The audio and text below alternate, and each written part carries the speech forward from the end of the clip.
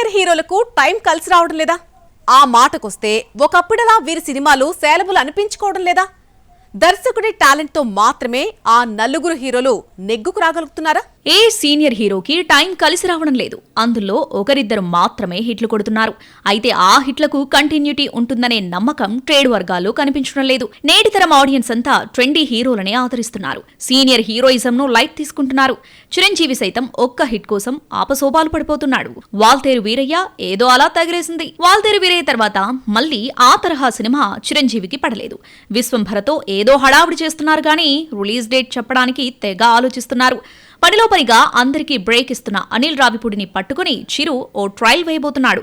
ఆ రకంగానైనా ఓ హిట్ పడిపోతుందా అనే ఆశ చిరులో ఉన్నట్లు కనిపిస్తోంది. ఇక నాగార్జున సైతం ఇదే రకంగా ఆలోచిస్తున్నాడు. నోటెడ్ దర్శకులు తనతో సినిమా చేస్తారని ఆశపడుతున్నాడు. కానీ ఆయా దర్శకులంతా నాగ్కు తమ సినిమాల్లో స్పెషల్ క్యారెక్టర్ ఇచ్చి కూల్ చేస్తున్నారు తప్ప ఎవరు నాగ్ను సోలోగా డైరెక్ట్ చేయడానికి ముందుకు రావడం లేదు. కుబేరా కూలీ చిత్రాలు చూస్తుంటే విషయమేంటో అర్థమవుతుంది.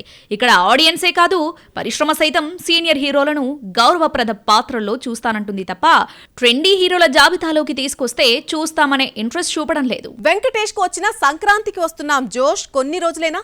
బాలయ్యకు తప్ప మిగిలిన ముగ్గురికి మార్కెట్ ఎందుకు ఆశాజనకంగా లేదంటారు? అసలు ఆడియన్స్ సీనియర్ హీరోయిజాన్ని పక్కన పెట్టేసి చూస్తున్నారా? సీనియర్ హీరో వెంకటేష్ సైతం గత కొంతకాలంగా సరైన సినిమాలు లేక సతమతమవుతూ ఉన్నాడు. అనుకోకుండా అనిల్ రావిపూడి సంక్రాంతికి వస్తున్నాంతో హిట్ కొట్టడం, అది కాస్త 200 కోట్లకు పైగా వసూలు సాధించడంతో విక్టరీ జోష్ ఇంకో 2-3 మార్కెట్లో ఇలాగే కనిపించబోతుంది.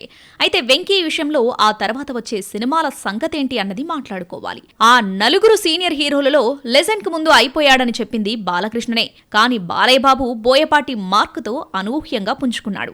గత 4 ఏళ్లుగా వరుస విజయాలతో దూసుకుపోతున్నాడు. బాలయ్యకు యాక్షన్ ధమాకా నడుస్తోంది. ఆ మాటకొస్తే నేటితరం ఆడియన్స్ కూడా నటసింహ రోరింగ్ ను ఆస్వాదిస్తుంది.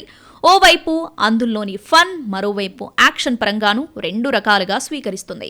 త్వరలో రానున్న అఖండ 2 తాండవం టీజర్లోనూ ఇదే జోష్ చూపించబోతున్నాడు.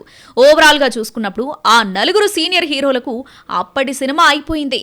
కాకపోతే అందులో బాలయ్య ట్రెండ్ కొత్త తరానికి వేరే రకంగా కనెక్ట్ కావడంతో అది అలా రన్ అవుతూ వస్తుంది.